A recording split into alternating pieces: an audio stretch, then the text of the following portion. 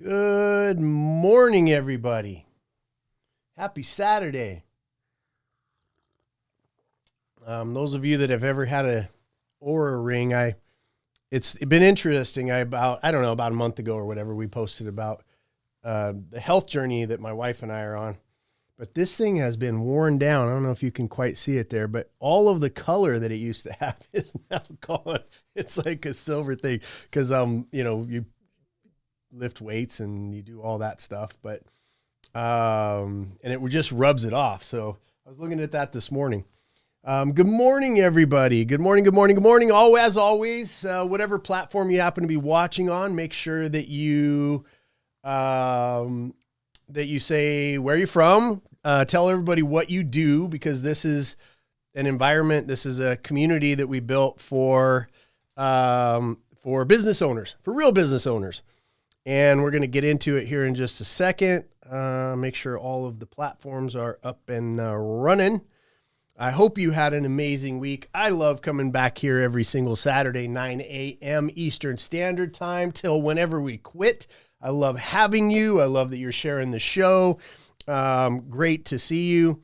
Again, all of the regulars and to the new people that are watching, also great to have you.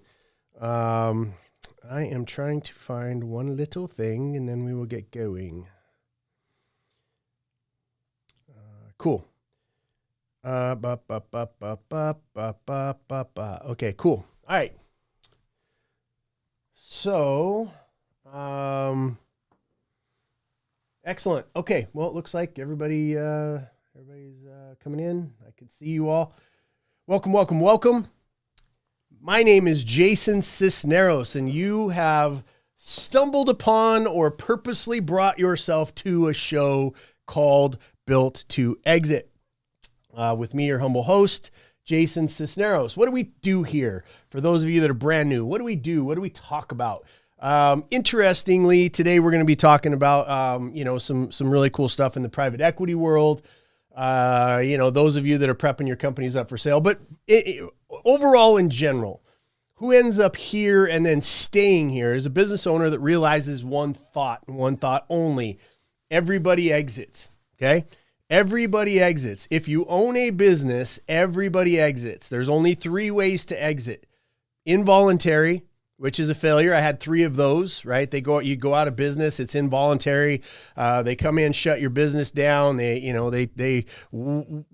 Multitude, 95% of companies end up in that very position, involuntary exit, right? Not fun. I can tell you that from personal experience.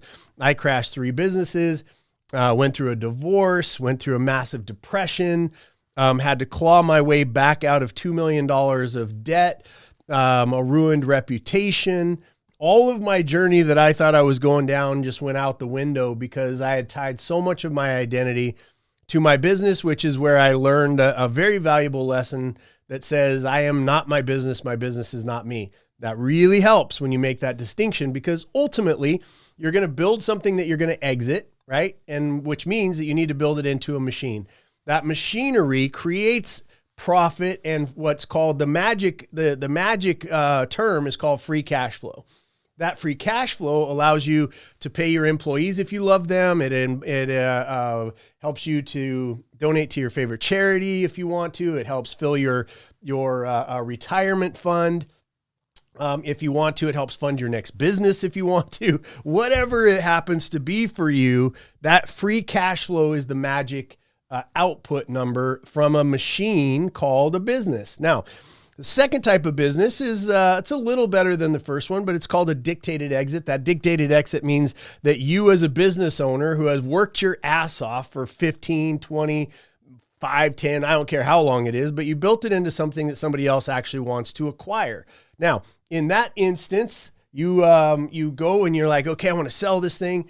And you sit across the table from somebody who knows what they're doing, or even worse, who states that they know what they're doing. And I'll preface this comment right here, right now, with this comment, because I've seen it all over the place, especially for my brothers and sisters in the home that own home services businesses.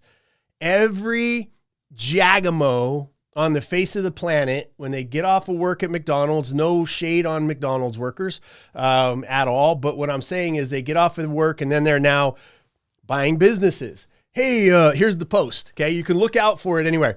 Hey, those of you that are in the HVAC business and this business and and plumbing and blah blah blah. Well, those of you that are in that stuff, make sure you reach out to me because I'm looking to buy businesses. And then you look in their history and you go, what kind of business have you ever bought? None. Or maybe you sold bananas, or maybe you whatever, but they were not in your particular area of expertise. And I want you to make sure, especially to those of you that when you read those posts, because you see them everywhere.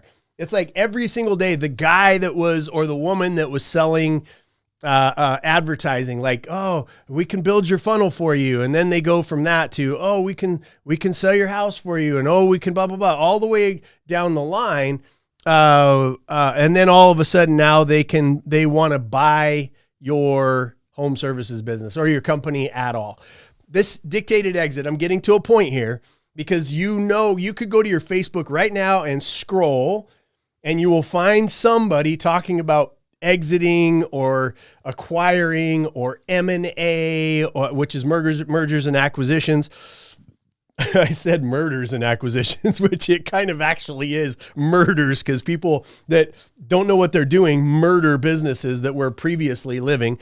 But you could go down and you can scroll that, and about 100% of those people are going to be completely incompetent at being able to buy your business. Now, what does that mean? And I've got some stuff from Harvard that we're going to jump into. We're going to jump into what private equity does. But when I start talking today about private equity, what I'm talking about is real private equity. What I'm talking about is people with real money, real experience, the ability to be able to take what you've built and elevate it, not take it, strip it, crash it, fire everybody, sell the assets, or act like they know what they're doing and have your reputation go down the tank for what you've built. By the way, with you carrying 80% of the note, so you got a little bit of money up front and you're going to have to perform for it. There's a lot of different ways. Stay the hell away from these people. Run as fast as you can. Do due diligence. Okay. I'm in this space. Okay. But I don't buy every business. We're in like 3 or 4 verticals right now, my wife and I, and we're really, really good at it. We also have a company called Built to Exit that helps business owners. It's really one of the only sell side advocate companies in the world that helps the business owner, multiply that pot of gold. If you have a pot of gold, 50% of it goes away. Your pot of gold is your business that you own. 50% of that pot of gold goes away because whoever you're dealing with is in a hurry to sell your business. You're inexperienced and they're in a hurry. They're in a hurry to be able to flip that business, get rid of it, blah, blah, blah. So your multiple is going to be about half of what it's worth, which means out of $1 million, let's say, $500,000 goes away because nobody on that team really gives a shit about you making your money. Everybody attached to the sale of a business, they're interested in making their money, which I have no problem with, because there are some professionals and highly, a lot of professionals that I actually send people to when it's not our area of expertise. There are people you can trust, but 99% of the people that are posting on Facebook that they want to buy your business are full of shit, and they're going to run it into the ground and they're not going to pay you what it's worth. And you're not going to get the money, and that business is going to tank long term. It's not just Jason Cisneros saying this. This is Harvard University, Oxford University. There's a lot of different pieces of research that are going on in that private equity world right now, because people who were shysters in the funnel business and shysters in, some other kind of, they had a label, or they had a brand, or they were in branding, or they were whatever it is, have now shifted over because the only money that exists is people actually cleaning toilets and fixing pipes and fixing air conditioning and those kind of things, which, by the way, I said 5 years ago that you should get into those businesses and stay in those businesses. 5 years ago, I'm about to put I do this about once a year where I play years before what I'm suggesting people do. And just like clockwork, here we are. But dictated exit means that you're sitting across the table from somebody who knows what they're doing. Okay. They know what they're doing. And so and you really don't, because you've never sold another business. No shade there, but you've got to learn. Okay. We can help you on the sell side. There's other people that in this business that can help you, but do your damn due diligence. Please, if nothing else, do a Google search and a freaking LinkedIn search. That's the laziest way for you to do due diligence, to find out if people are actually in the business that they say and that they've ever had any history. If somebody has never bought a home services business, they've never run a home services business, they don't have a history of buying or selling or running a home services business, do not waste your time in conversation with any of them that want to coach you, guide you, buy you, negotiate with you, for you, introduce you to anybody. Don't waste your time. Okay. Very emphatic on that point, because I'm watching a lot of good people get their hopes up and then dashed, and then the cash flow that they did build for themselves goes away because assholes come in and say they know what they're doing and say that they have the money to do what they're doing, and it falls apart. We are in the middle. We're known for fixing shit. My background, my reputation, my nickname in the business is the architect, because I've architected recoveries. I'm a turnaround specialist by trade, right? And that just gave me the right skills to be able to end up, for myself, not for the whole world as a guru, but for myself, to buy businesses, turn them around, sell them, and form a lot of really great relationships with private equity firms. Know exactly how they buy from people, how to buy a business and structure it purposely and perfectly for acquisition from people who know how to take that asset and turn it into a better asset. That's the stream. And there's more people like me. I'm not the only one. Most of you are not my clients that are watching this, but most of you, almost all of you that are watching this, own a business and can benefit from these Saturday conversations that we have. Most of you aren't again, like I said, my client. You've got to be willing to be in this third category. Dictated exit means somebody's going to kick your ass in the purchase. At least they take your business, but at the end of the day, make sure you're dealing with experts, not fake experts. Due diligence will tell you which is which. Okay. The third kind, the people that are our ideal partners, we're only looking for 600 of them over the next 5 years, are people that want to custom tailor their exit. They're willing to slow down, do the work, get prepped up for exit. Even if you want to own your business for another 20 years, it's always best practices to have your business set up in a way that somebody wants to acquire it. Okay.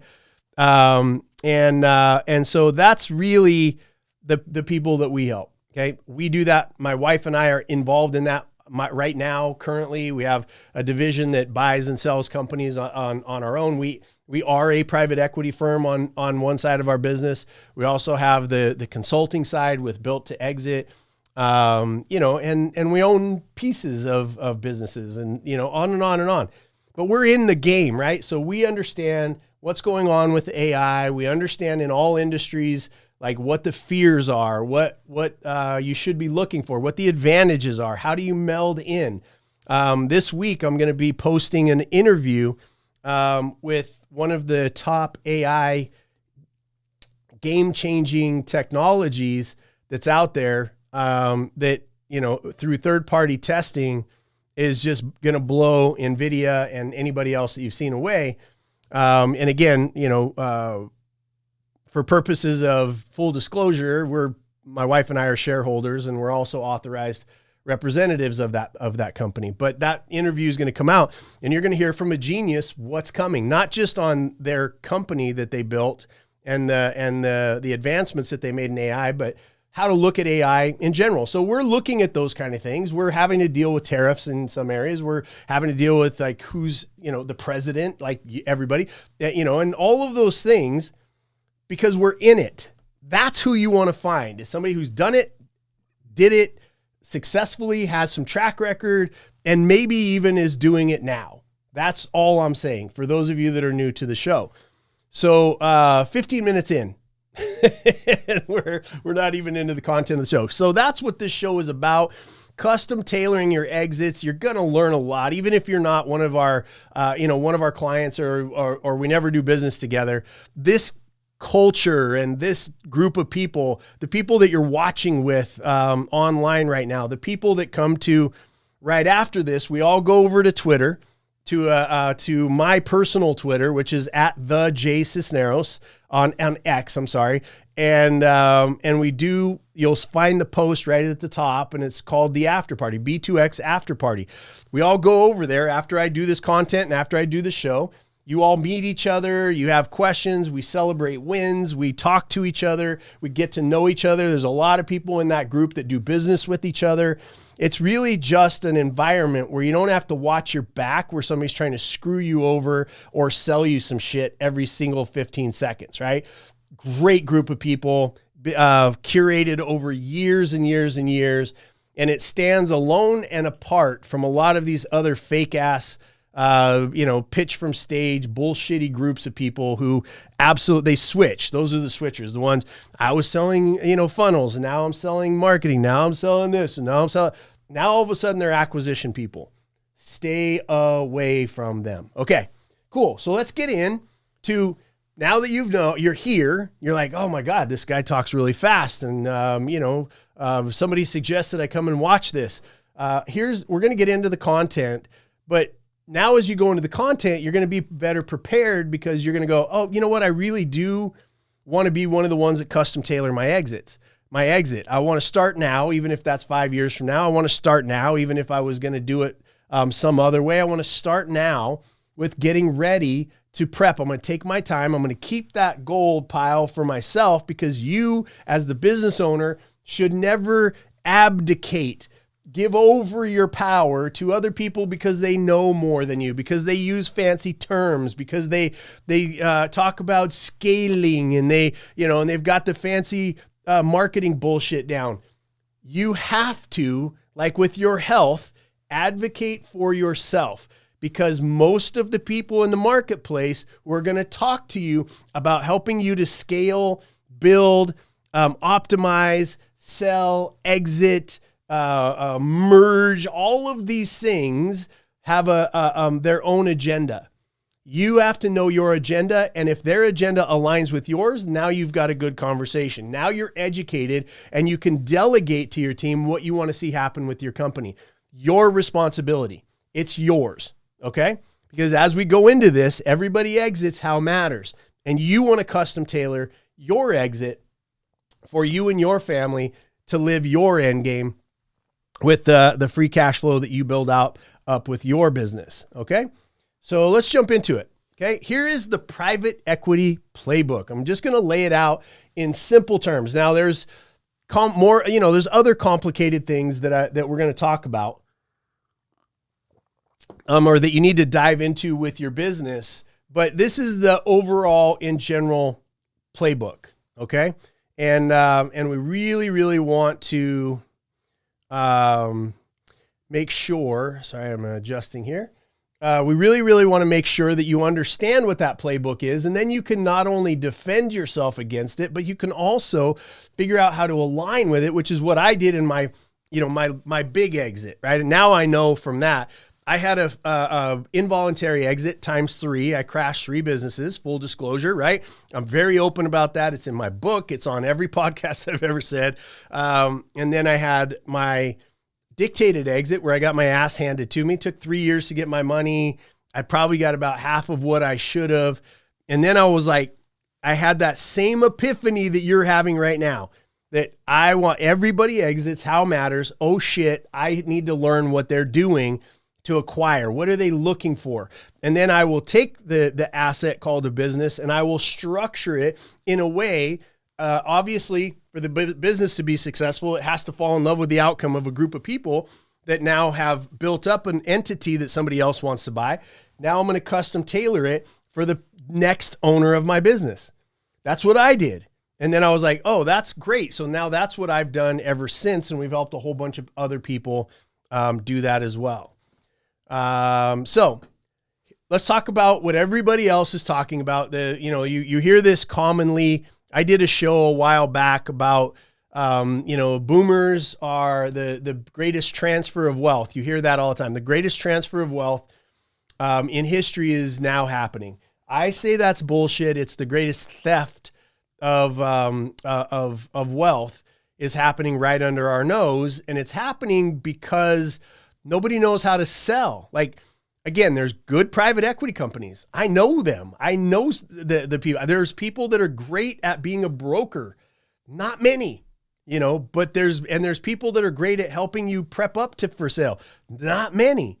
But for the most part, let's say that you are a boomer and you're like, okay, I don't have kids that want to buy this. Let me package it up and I'll sell it to somebody else.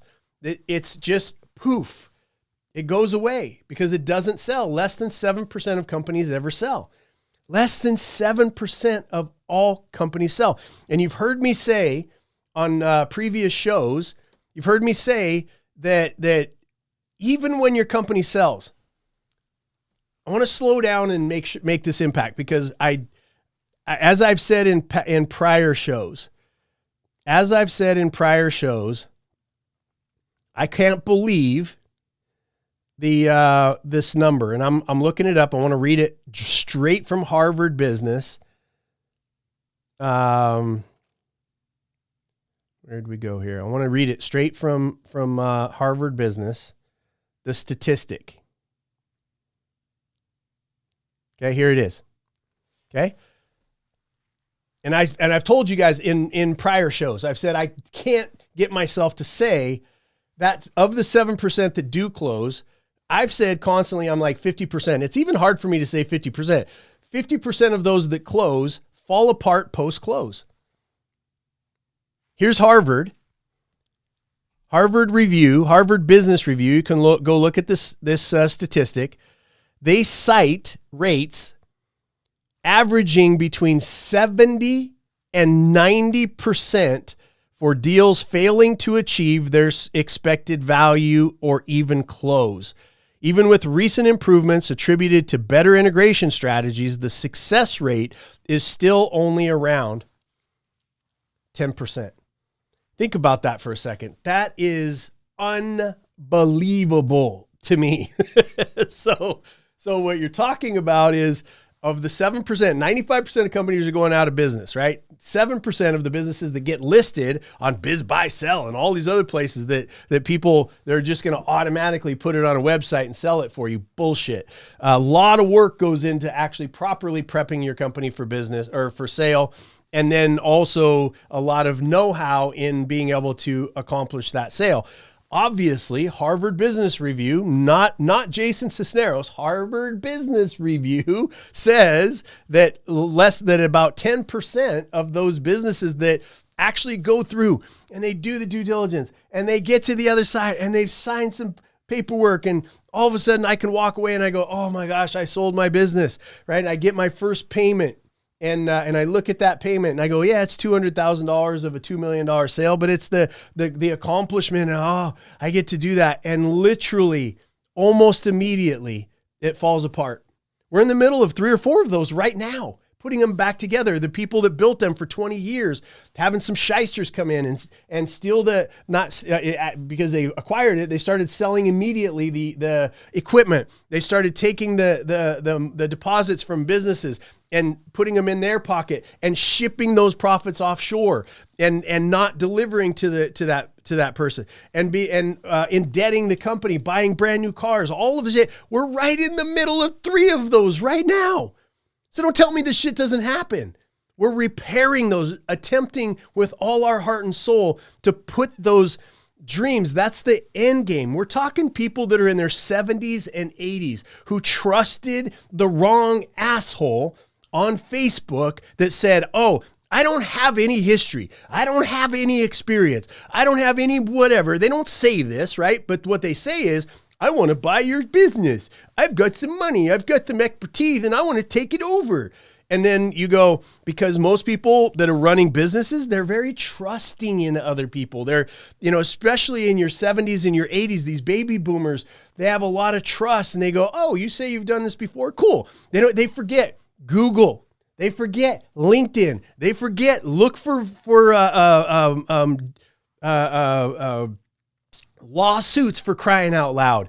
Like, Google somebody's effing name and do some background checks, because then you get into that, and now they're in their 70s and 80s. All of that energy that they had, and all of that excitement that they had, and all that kind of stuff, they got a small little check, and their lives are being trashed. The employees are being fired. The reputation is going in the tank, and they have to go back in and lift all of that back up with our help, obviously, but they have to lift all of that back up when they should have just been able to ride off into the sunset if they would have done some due diligence.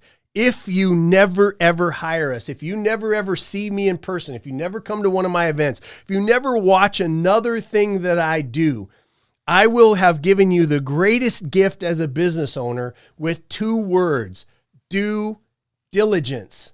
Okay. I just saw a post from somebody I know damn good and well, has lawsuits, has never owned a home services business, has massive amounts of failure in their past, had 1, maybe 2 little business successes along the way and some branding and all that other kind of stuff. Literally do a post and say, anybody that's out there that has this type of business, I'm your dude, right? I'm your dude. And I'm like, oh my gosh, I just know the people that get sucked into that are good people. Most business owners that have been able to run a business and be able to go through all of the bullshit of the taxes and the government. Nobody is your friend as a business owner. You have to fight back against everybody. This is a battle. This is a war. You have employees that you have to make sure you're keeping happy. You have, fake lawsuits. You have, decisions made by a government. A 9/11 happened. You have a COVID happen. You have all of this shit happen, and nobody has your back.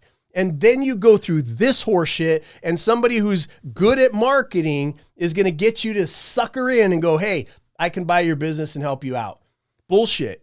It's bullshit. Okay. Make sure you do due diligence. That's it. That's all I'm saying. Whew, gets me a little fired up. Okay. So again, 70% of mid-market businesses are boomer owned.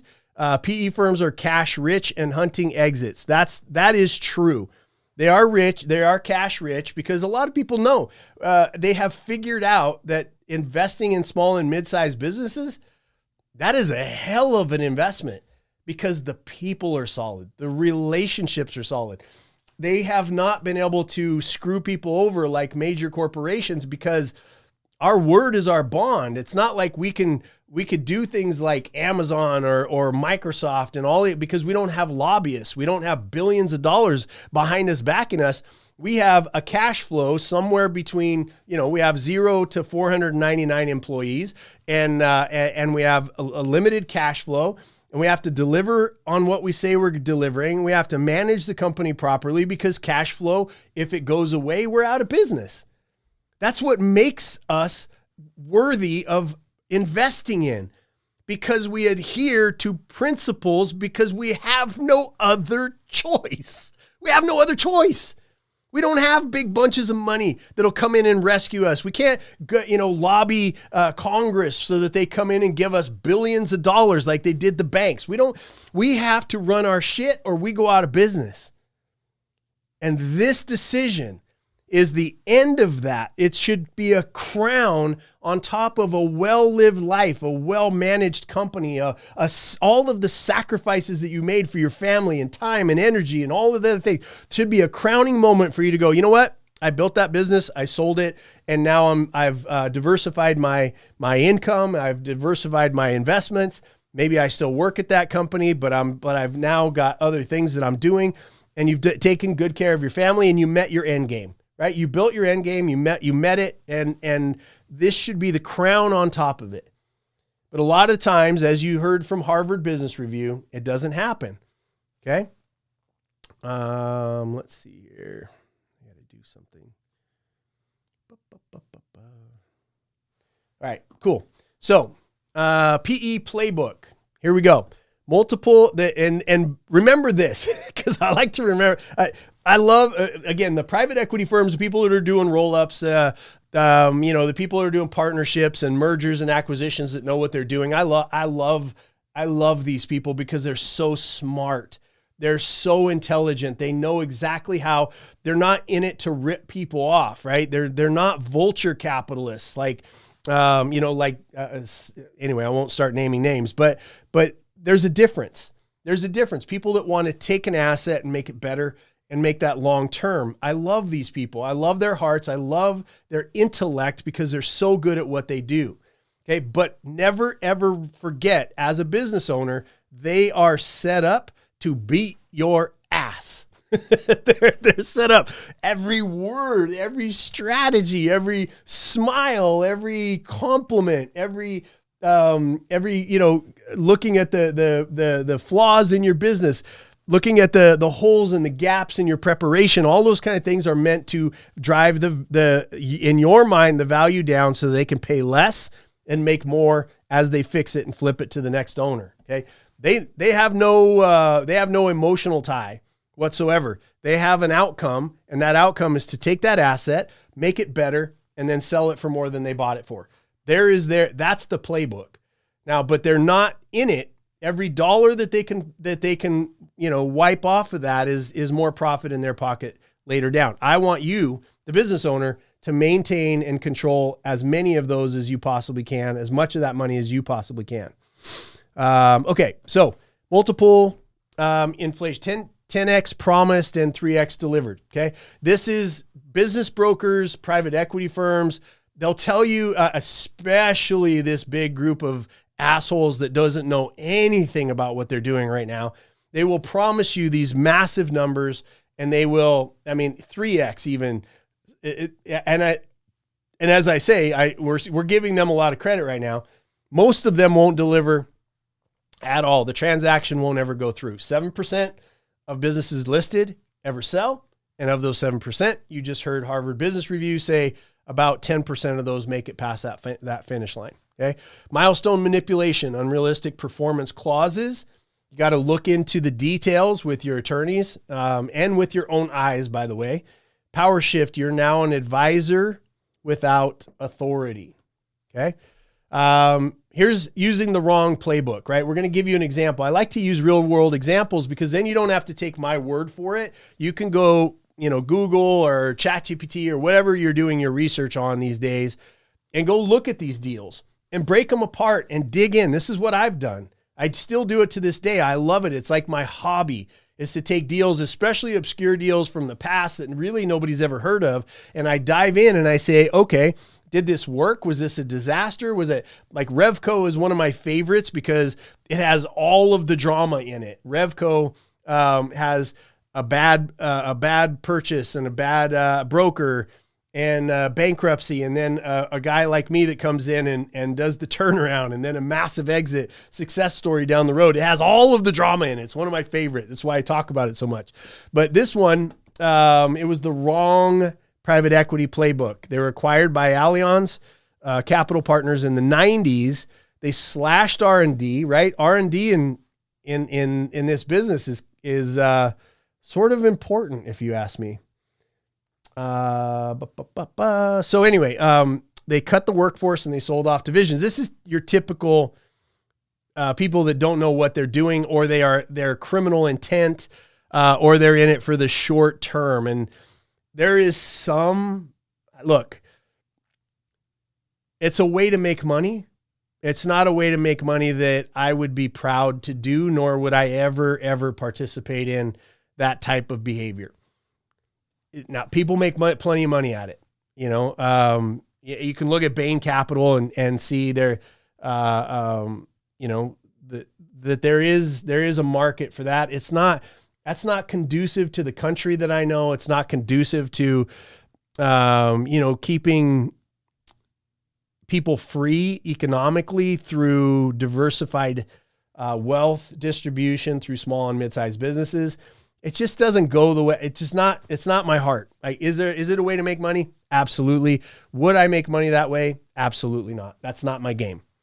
Product delay. So the result, talent drained from the company. This is happening in a company, like I said, 3 businesses that we're helping right now. Talent was drained, fired. They get tired of the bullshit. They leave, whatever. Product delays. The people are not delivering on the contracts. Next gen aircraft failed. Why? Because they cut the R&D, so therefore the next generation of the aircraft, they couldn't make any money. They started cutting into future revenue, blah, blah, blah. They shut down. Okay. Let me go back to that. The company shut down. After all of the time, after all of that, the risk and the sacrifice and the success and the all of that stuff, it went out of business because they took the wrong direction. Now, let me give you 7 quick moves that you can utilize. Take notes on these so that you have them for yourself. 7 quick moves that you can make sure you own the control. Create the story before the buyer does. Super, super important that you have an architect.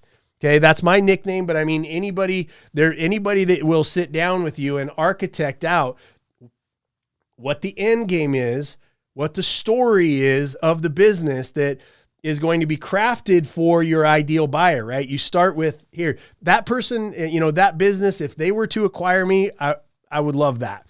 So you craft that story for that ideal buyer, and then it'll satisfy all of the levels below that, depending on how well you've got somebody to help you set up.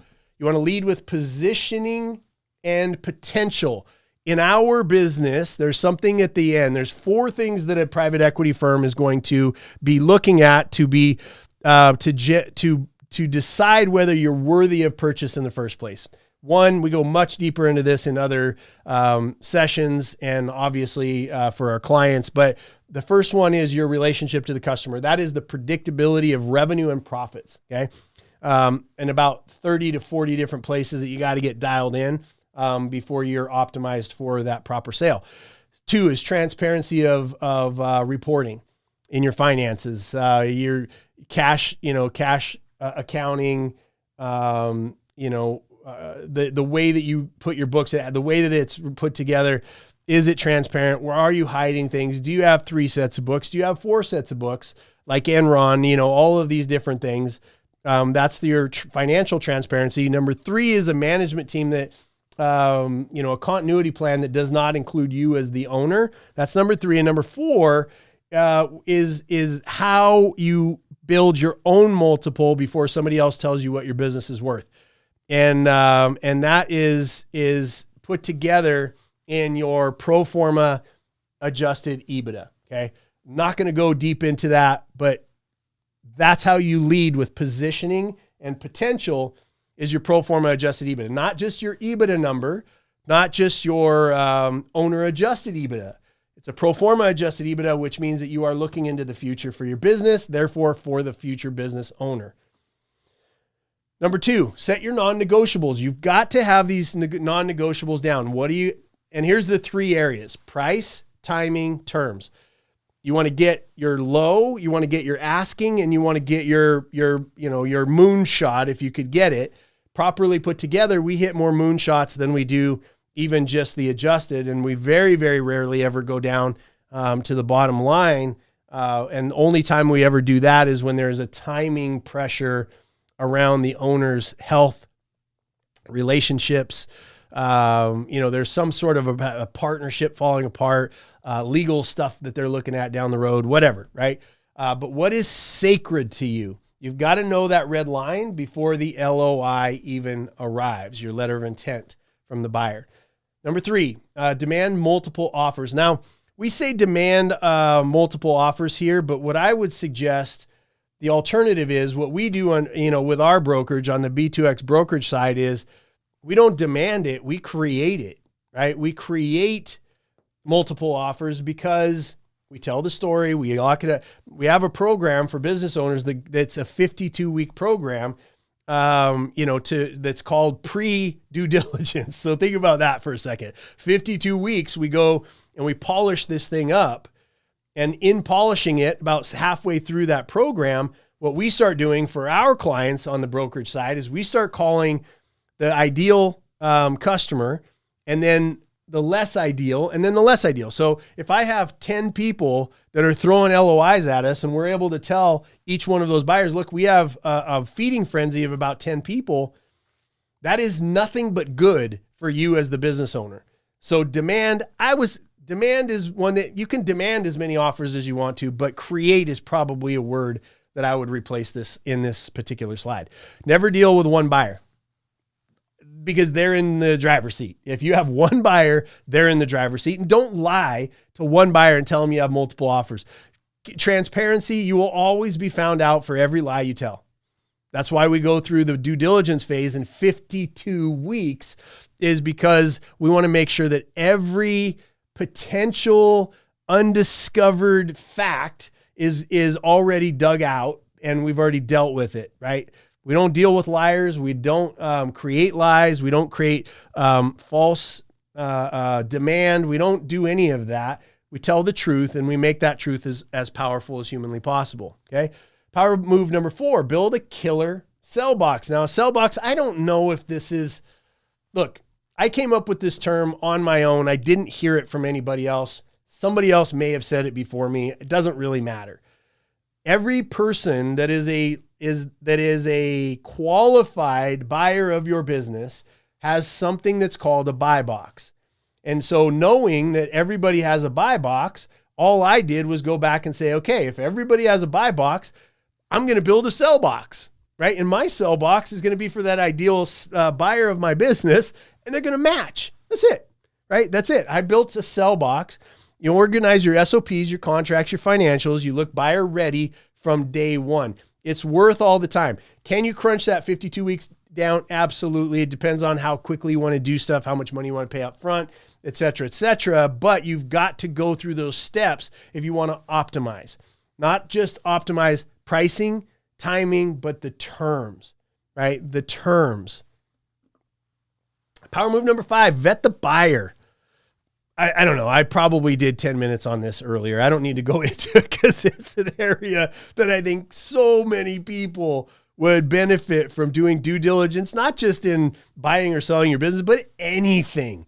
Like anytime you're buying somebody's program or you're getting ready to go to their stadium event or you're getting ready to whatever, just do some due diligence. If you have people that report success from doing business with them, you're pretty okay. Like the internet, sort of, I don't know, it's done a really great thing. There's a lot of bad things about the internet, but it's done a really good thing in that people that have really, really good reputations.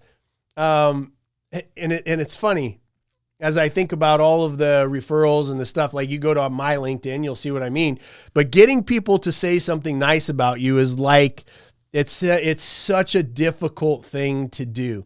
People I had people tell me, to my face, oh my God, we ran across them in Hawaii and I'm having dinner with my family.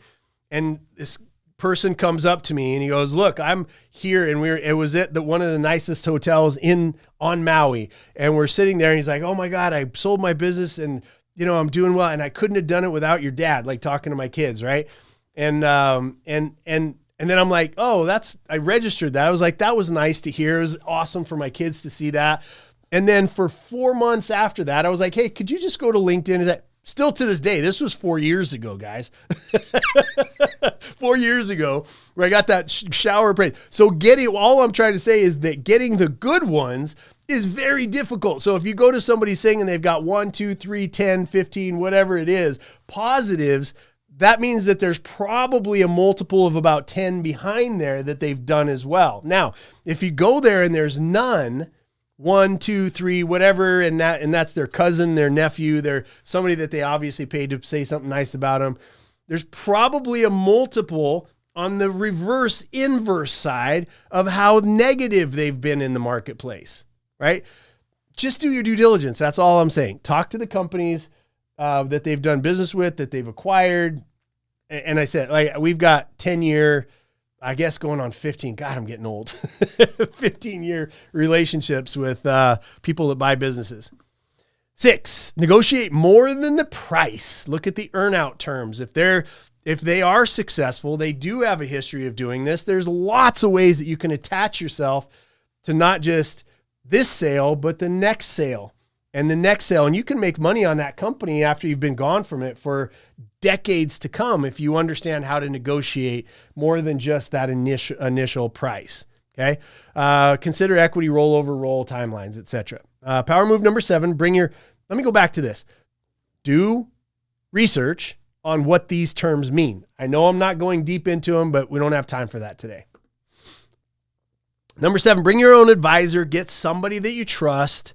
Do not negotiate alone. We highly suggest in our exit prep program, almost every video that I did, all 52 training videos that I did for a business owner, all 52 of them, I say something along the lines of don't be your own deal captain.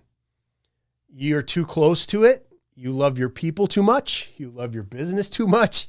You think that your baby is the most beautiful on the face of the planet. I don't blame you. I'm the same way. Even I have experience doing this for 2 decades now, right? And at the end of the day, I still think some of my ugly babies that I've built as a business were the most beautiful on the face of the planet. I am the wrong deal captain in my own deals.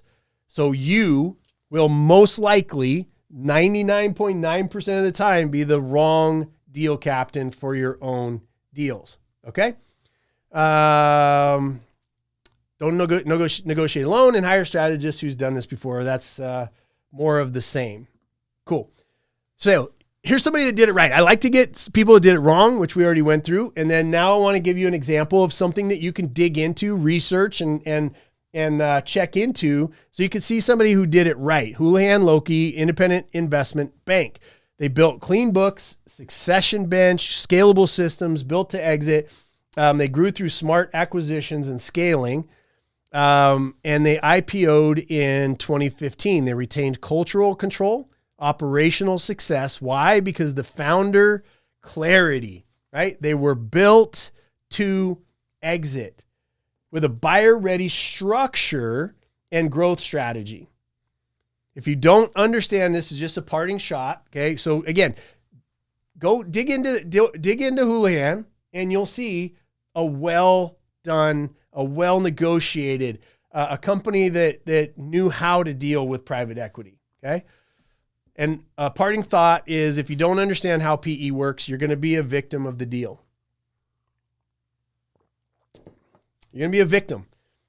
And we don't want that, right? And we don't want that. I'm getting reports, just people that are watching the show for years. They're doing, there's a couple of phases. Okay. I'll kind of wrap up with this. There's a couple of phases that happen in your business. Number 1, you got to do an assessment. Your very first move should not be to optimize your business. It shouldn't be to scale your business. It shouldn't be to start exit prep. It shouldn't be to go into due diligence. It shouldn't be to, to hire a broker even, or a consultant. It should be for you to be able to assess, maybe with the help of a professional, to just say, hey, where's my business?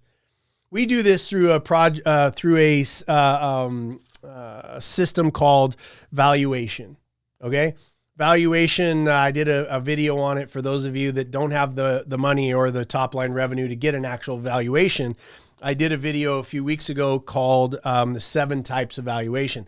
There's about 50, but I narrowed it down to the 7 that I'm most familiar with and that you will probably end up doing. Those of you that are watching, if you have a revenue of over $3 million, just reach out to us. First off, for everybody, we have a free assessment. It's coming up. If you want to go to builttoexit.biz, I'm just going to look at the date. There is exactly 1, 2, 3, 4, 5. There is 5 more days that the assessment that we have on the front of builttoexit.biz for it to be free. After that, it's going to be behind a paywall. Not going to be, too much money, but it is going to definitely be some do-re-mi on that page. So go there, take it. It's free. You get there's a couple of things that comes along with it. You get a report of where you are with your business. And you also have the ability to talk to one of my strategists for 30 minutes. It always goes an hour, by the way. It's never 30 minutes, but 30 minutes on where you are and what you can do to improve. And that is all free. It's all on me. But after, again, August 1st, it's going to be behind a paywall. You're going to have to pay something for it. So go there and do that. Now, if you have 3 million and above, you could reach out to us and we'll do a $25,000 valuation on your business free.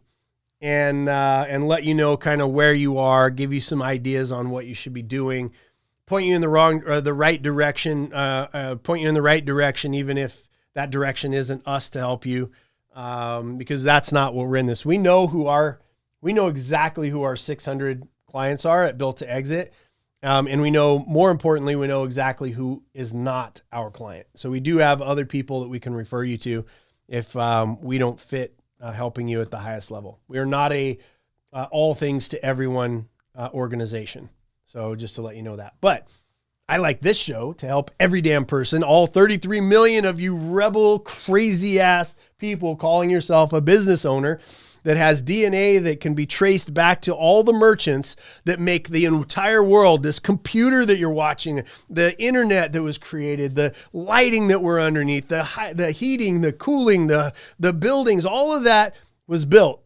Everything that we live under was built by a merchant somewhere throughout history and still is being held up by those of us that call ourselves business owners. Less than 10% of the entire planet, all 8 billion of us, less than 10% of us have the DNA of a merchant. You're all crazy. You're all rebels. I love you all because I'm one of you. And this is the place for you to hang out. Now, remember, we're about to wrap this up. Just get your little thumbs ready or get your computer ready or whatever to go over to X and find me at the J Cisneros.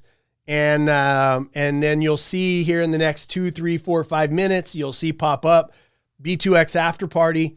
Jump in, have a conversation, tell us about your business, let us know who you are, and and we want to really, really help you. I've got a lot of speaking engagements that are coming up that if you want to come and see me live, come give me a high five, come give me a hug, however you are.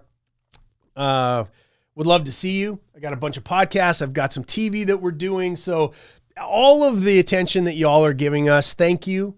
This doesn't grow. This doesn't impact lives. Those of you know, we're very involved in anti-trafficking of children, domestic violence, feeding people. All of this is to keep our business community alive and vibrant, because that's where the tax base comes from. That's where the future comes from. That's where opportunity comes from. That's where innovation comes from. That's where our very freedom comes from, is that this decentralized idea of us owning our own businesses and having to beat our own demons day after day after day to become good servants, that then in good servantship, we end up making a profit. And with that profit, we do the best we can with our talents, right? That is who we are. You are my family. I am your family. We need to hang out together. We need to spend more time together, and we need to be there for each other more than we have in the past. Because if we go away, the world is a very shitty place for our kids and for us if we still live in it when they take away small and mid-sized companies and entrepreneurship and merchantship, all those kind of things. So very passionate about this family, very passionate about you. Get over to at the J Cisneros on X. Come and say hi and share this show to people. Make sure you get it into the hands of people that have home services businesses, to make sure that they're protected and to make sure that they're guarding themselves. I'm telling you, this show right here that we just did will allow them to think through. There's going to be people that comment on here that we've helped sell their business. We're in the process of helping sell their business, that have been screwed over by people that are these jokers who have never helped a roofing company or a HVAC company or any of those companies that are with us now, that have even more tremendous loyalty to being with us. And there's going to be a lot of times that we're going to be together in person. In Texas, we're going to be in Houston, we're going to be in Austin, we're going to be Puerto Rico, we're going to be in North Carolina, we're going to be all over the place. So I can't wait to meet you in person. Share this show, protect your brothers and sisters that own businesses, and we'll see you over at Twitter. And if I don't see you there, we'll see you next Saturday, because I do this every single Saturday at 9 a.m. Eastern Standard Time live. Love y'all. Much respect to my family, to my business owner family. You guys have a great week, and we'll see you next week. Peace.